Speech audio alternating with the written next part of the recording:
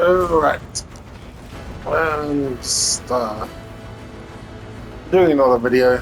Not sure if it's useful for everybody, but I have fun making them. Well, I don't give a shit. Anyway, I just want to go over my final moves, and kind of how it works. Yeah, so basically it's this is the kind of basic skill tree. It's based on rolling magma, which looks like this after the ascension and the sixth link. And it's at its base level, it's just a single bouncing fireball, but you through the sixth link here, you use volley, high impact mines, minefields, charged mines to basically first of all turn it into a mine skill, and then use the high impact mines and the charged mines for damage, and then the minefield and the volley for more projectiles. And then this chaotic thing where it's going all over the place is due to the ascension here.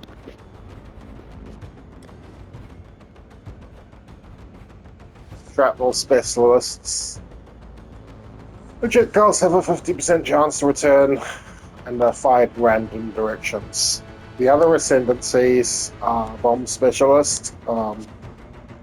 You deal more area damage and take less area damage. Taking less area damage is very important because lots of big attacks are area damage. Born in the Shadows cannot be blinded, and nearby enemies are blinded.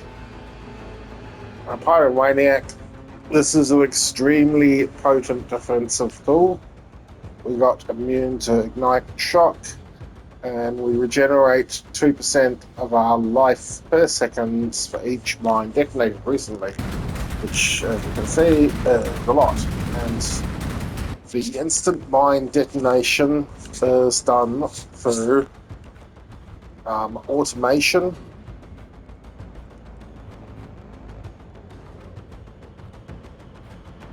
And detonate mines. We also, for defensive layers, we start with Steel Skin, and that's also linked in here with automation. So this kind of just goes as cast on cooldown, and it's basically a damage reduction. Takes damage before. And while it's active, you're also immune to bleeding. So, like, half the time we're immune to bleeding. It's very nice. This build relies on multiple defensive layers rather than stacking one to the moon. So that we have 4,500 life, 2,200 energy shields. The highest defensive layer is evasion. We're at 67% chance to evade attacks at the moment. Then there's energy shield, then there's a life. We don't have any armor, so to reduce damage, we've got a few things. First of all, on the chest piece, I've used a big thing about the strategy is to raise up maximum resistances above 75, and then use this passive here on the Eldritch passive, which is 11% of fizz damage. It's taken from hits, it's taken as fire damage. So basically, that's 11% of all hits is coming in. That's taken as fire damage, and then by cranking the maximum resistance up. So roll maximum resistances on the chest piece, and I've got +1 max fire res on the boots and +1 max cold res on the gloves.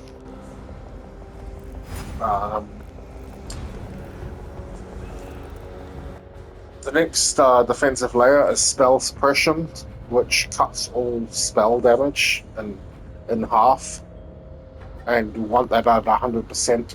So we got a real hefty roll of it on the shield, a roll of it on the gloves, a roll of it on the armor, and the rest is taken care of through skill trees and gems. That's basically passive tree stuff. Next defensive thing is the evasion, and we're at 67%, so it's like the enemies has the damage has to make it through the spell suppression, the maximum resistances with the conversion, then the evasion, then it has your shield, and finally hit the life. So it's a lot of different layers affecting the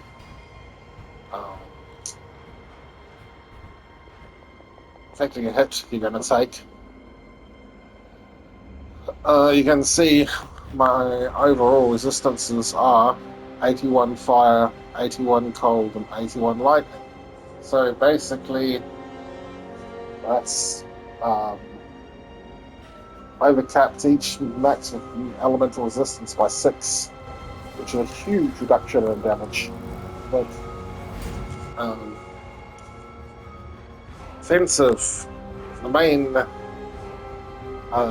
thing is for offensive is this wand here. +1 level of all fire spells and +1 level of spell skills give us +2 levels.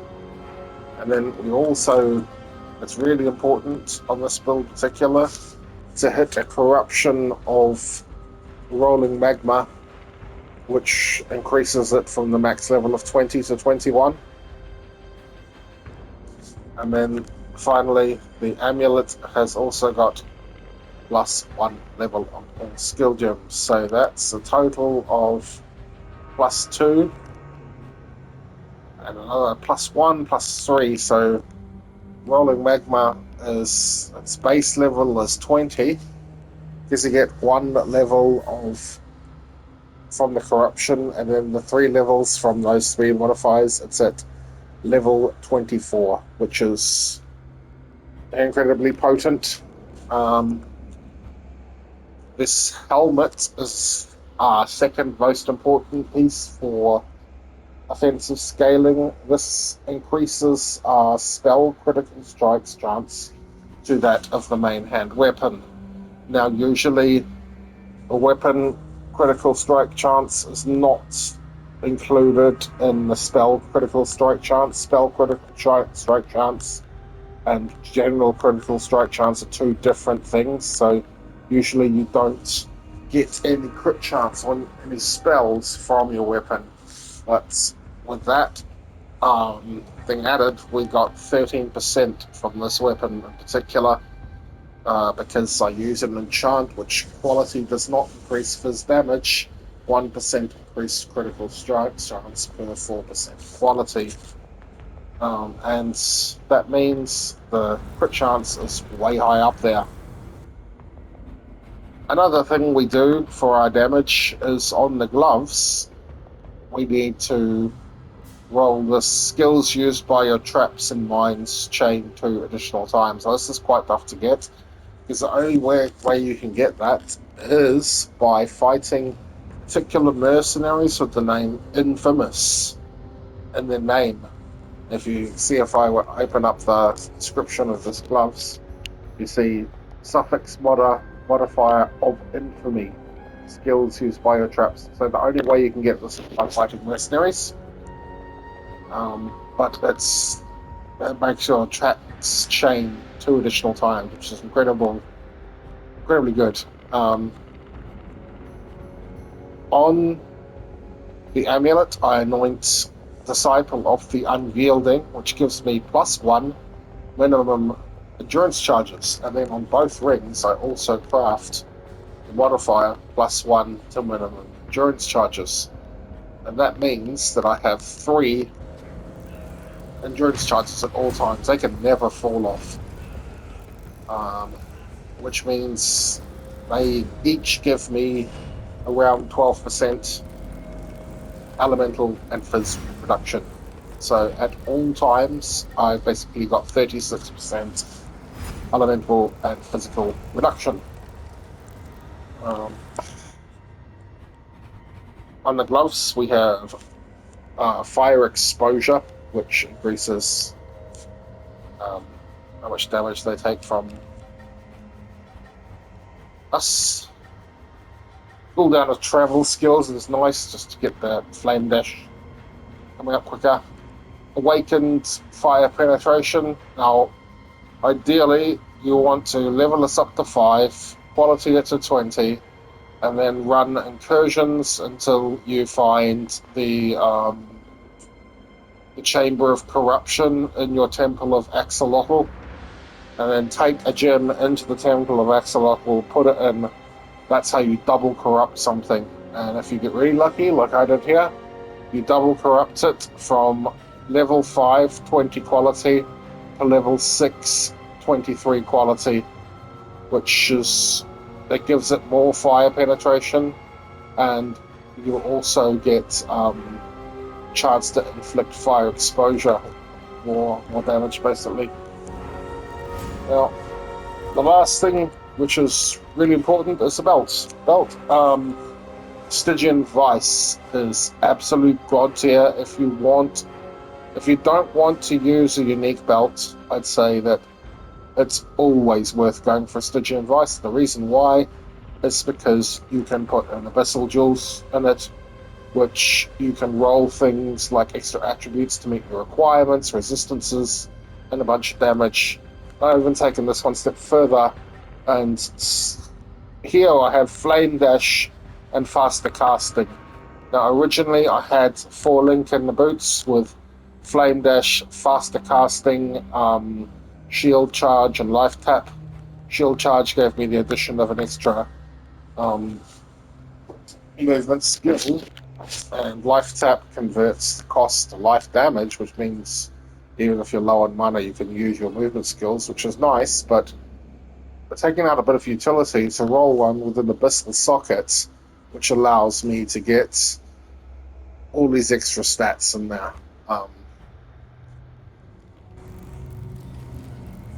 Next up is jewels. Now, I've spent so much time fine-tuning my jewels, and you'll see here, I've got some absolutely stupid ones. Here we have a large cluster jewel with 3 key passives: Cremator, Prismatic Heart, and Widespread Destruction. Here we have a small cluster jewel with Evasion and Prismatic Dance. Prismatic Dance is, I try and stack this as much as I can. What it is, it gives 30% increased evasion and +1 to all maximum resistances. Prismatic Heart gives 10 full res and 30% damage. Widespread Destruction is 6% area of effect, 30% damage. And Cremator is 30% fire damage. You see, like, with those 3, having a duel with 3 key passives like this is extremely potent. With medium cluster duel with mine damage and 2 key passives: Guerrilla Tactics, Surprise Sabotage. Small cluster duel here with 12% to Chaos Res. This is like a Chaos Res sink, which just gives us a bunch of flat Chaos Res, and the last one is Blessed, which also gives us maximum life. Down in here we have another large cluster jewel, and again with 3 key passives: Cremator, Doyani's Lesson, and Prismatic Heart. I tried to roll Widespread Destruction, went through around 5,000 in visible direction without hitting it, but Doyani's Lesson is not bad. 25% elemental damage and 0.2% Leash's life. Small cluster jewel, here we have Evasion Racing with Natural Vigor, which gives us evasion and life. And then another one with Prismatic Dance again, which is +1 to all res. Three other jewels in the setup. We have this one here: Evasion, Life, and maximum lightning resistance. This one here with maximum cold resistance. attributes, a critical strike and evasion. And the last one here, damage over time, evasion, maximum life, and some resistances. The last thing is the mercenary. The mercenary is kind of when you first during the campaign and when you first get into the endgame, the mercenary is so overpowered. It just smacks everything and they fall over basically. When you get up really high, they really start falling off, and you can no longer really reliably use them for damage. And you may think, well, that's renders them useless, but that's far from the case. If you gear them right, they can be extremely powerful. Now, my one here, I'm still working on, but it's pretty much done. The main thing you want to look at first is the skills, and usually they'll have the good ones anyway. Will have like they'll have at least one buff skill. In this case, the buff skill is Zealotry. Casts an aura that grants bonuses to damage and critical strike chance of spells, and gives the chance to create consecrated ground against stronger enemies. It's really nice. The Battle Mage's Cry forms a war cry, taunting near enemies to attack the user and exerting subsequent attacks. The user and nearby allies gain a buff that boosts critical strike chance. See these two crit ones are going in with my crit build. But you can find stuff like extra fire damage, extra armor, extra evasion. Look at things like that. Onto the gear. Now, this pair of gloves curse enemies with elemental weakness on hit, and curse enemies with temporal chains on hits. So my enemies, the mercenary is cursing my enemies with two different effects. Now I also have two rings. There's two of the same ring, Deirdre's Damning, which each of them can apply an additional curse, which means that elemental weakness and temporal chains are going to be on the enemy at the same time. Karam's Binding is the belt. Now, this is the key. The only thing that matters is the last line of it. Nearby enemies convert 25% of their damage to fire. So this is again working into my setup of all incoming damage is fire. Boots. It doesn't matter. I can't find anything really decent on boots. So they are what they are. Just have some res in life. Now this comes from the Syndicate map, Synthesis map Vortex, and this one is all this big blah blah blah blah blah blah blah blah blah, and then the last line is the one to pay attention to. Nearby enemies cannot deal critical strikes. So just by wearing this, your mercenary is protecting you from all enemy crits. On the amulets, this one, nearby allies gain 4% of life regen, and nearby allies gain 8% mana regen. And then I've corrupted it to have Zealotry has 20% increased aura effects, and of course it used Zealotry, so all good. Finally, the shield. It's just a block. It's got block chance, but the last line again is an important one. Scorch enemies in close range when you block.